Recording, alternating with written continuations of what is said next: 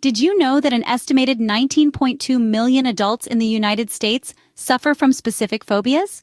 That's nearly 1 in 10 people. A phobia is a type of anxiety disorder that causes an irrational fear of something that poses little or no actual danger. Yet these fears can be so overpowering that they interfere with one's daily activities and overall quality of life. Today we're diving into the top 10 most common phobias. You might be surprised by some of them. Imagine stepping into an elevator. The doors close, your heart races, sweat forms on your brow. This is the reality for those with claustrophobia. It's not just about small spaces. It's the fear of having no escape, of being confined. Picture yourself in a bustling crowd, feeling trapped, or in a locked room, the walls seeming to draw nearer. This intense fear can trigger a full-blown panic attack. Claustrophobia can make the world feel like it's closing in. A tiny 8-legged creature scurries across the floor and you're paralyzed with fear. Welcome to the world of arachnophobia. Picture this. You're chilling at home when a spider, no bigger than a dime, crawls into view. Your heart races, your palms sweat, and your mind screams, danger! This is arachnophobia in action. A fear response triggered by a creature that, for most of us, poses little real threat. Arachnophobia, turning harmless house spiders into monsters of the imagination. You're standing at the edge of a tall building looking down, your knees buckle, your palms sweat. This is acrophobia. Imagine the world from a bird's eye view, but instead of feeling awe, you're gripped by terror. It's not just tall buildings. It could be a cliff, a bridge, even a ladder. For those with acrophobia, the fear of heights, the world can seem like a precarious place.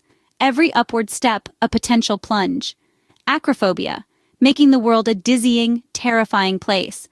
We've only scratched the surface of the most common phobias. There's also the fear of flying, fear of open spaces, fear of thunder and lightning, fear of dogs, fear of needles, and even the fear of crowds.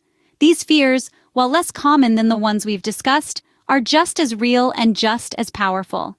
Let's take aviophobia, the fear of flying, for instance. Picture the clammy hands, the pounding heart, the overwhelming urge to bolt from the airplane just as the cabin doors are closing. It's a fear that can make traveling a nightmare, and it's more common than you might think. Then there's agoraphobia, the fear of open spaces. Imagine feeling a sense of dread so profound that even a walk in the park can trigger a panic attack. This fear can be incredibly isolating, making everyday activities like shopping or socializing a challenge. Moving on to astrophobia, the fear of thunder and lightning. Picture being terrified every time a storm rolls in, to the point where even the forecast of rain can cause anxiety.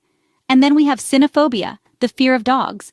Imagine being scared of man's best friend, living in constant fear of an encounter with a canine. This can make visits to friends or family who own dogs, or even walks around the neighborhood, a source of anxiety. Next, trypanophobia, the fear of needles. This fear can make medical procedures a source of terror, and can even prevent people from seeking necessary medical care. Finally, we have enochlophobia, the fear of crowds. This fear can make social situations, concerts, or even busy streets a source of panic and discomfort. Each of these fears, while less common, are just as real and debilitating as any other. They can impact a person's life in profound ways, affecting their relationships, their work, and their overall quality of life. Fear has a powerful grip, but it's also a part of what makes us human. Do you have a phobia not mentioned here or a story about overcoming your fear? Share it in the comments below. We're all in this together.